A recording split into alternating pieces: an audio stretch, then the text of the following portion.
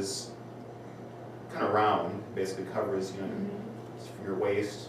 Looked really warm. Yeah, it covers you. It's sleeveless. Your arms just kind of stick out under it, and that is worn by the pastor who consecrates the Lord's Supper. That's the purpose for it. And so if you had two pastors like we do, whichever one of us would preach, would probably wear the stole, and the all, like you typically see, the other one would wear this chasuble, which would go over the stole and all as well. And you'll see that in some congregations. Again, it's one of those things where there's no divine mandate, obviously, but it's indicating something that this pastor on this day is going to be the one who, saying the Lord's words, consecrates this bread and this wine for Christ's people to eat and drink for the forgiveness of their sins. I might be wrong, but it's probably quite likely that that's the way Martin Luther would have dressed for a service as well. Yeah. Following the traditions of the Roman Catholic Church. Certainly, yeah. It wasn't like, there were two different things that came out of the Reformation. One was the conservative Reformation, which was certainly Luther. He wanted to ditch the bad and keep the good. And then there was the radical Reformation, which, to be honest with you, is basically American Christianity. It followed the radical Reformation.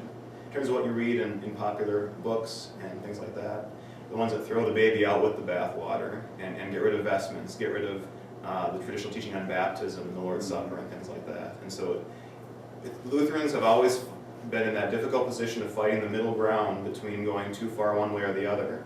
And at times we've been pulled this way and pulled this way, and it's best to, stick with Scripture, but also,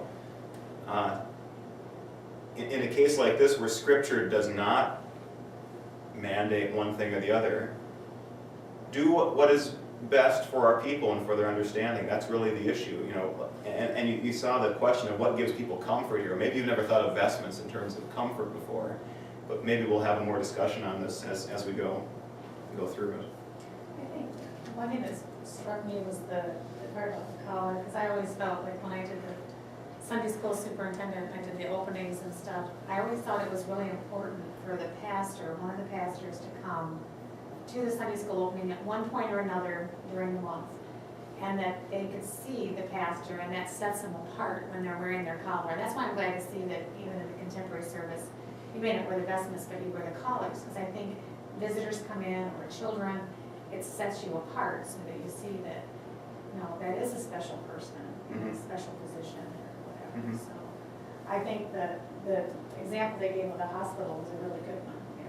Oh yeah, I have plenty of stories I could share already. Someone come in, with their collar on, it would be a comfort. Yeah. Yeah, when Pastor Kempin was giving one of his first sermons, he had a lot of the vestments on. He had the black underneath and the white on top, and he explained it, that he was covering his sin.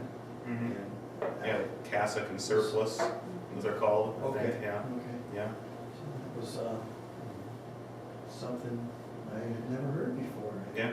never picked up on that. Yeah, the assumption is that, they're just dressing like that to show off or something like that. That can be the assumption from some people, but there really is a history behind this form of dress.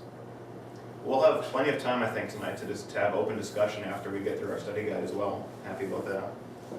Simply put, what are vestments? It's a basic question. Pastoral garments, basically, of various kinds.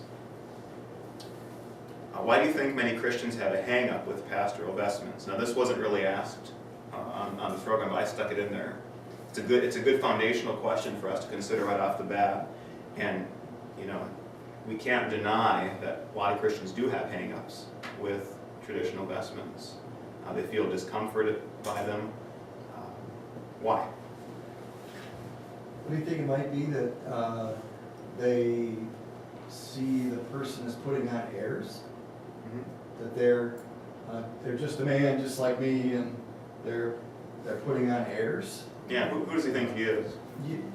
Do you think maybe there's some of that? I don't know. I think in some people's minds, yes. Some people, I think, they're just old-fashioned. Yes. Grew up, pastors dressed like that, pastors dressed like that today. Yeah. And along with that, one thing I wrote down is vestments are too, can you fill in the blank? Conservative. Or not. Catholic, Or too is what I Catholic. thought. You hear that sometimes too, you know, No, it's even the too Augsburg- Catholic. Augsburg Confessions, Luther was careful to point out that he wasn't doing away with all the traditions of the Catholic Church, and only the ones. Only the harmful. That's. And he saw vestments and the liturgy as helpful things to be retained. Yeah. Yeah, I think also Christians might say that, you know, vestments aren't scriptural. You know, there's no command from God of what pastors should wear, so it shouldn't be that big of a deal. There's also a general ignorance, like we heard about what the purpose is. You know, why do they wear them? And also, the one I hear the most often probably is that, you know, vestments seem strange to outsiders, and so to be as user-friendly as possible of a congregation, we should not have them, because someone might come in and be confused, get the wrong impression, and we don't want to have that. You know, I mean, think about it.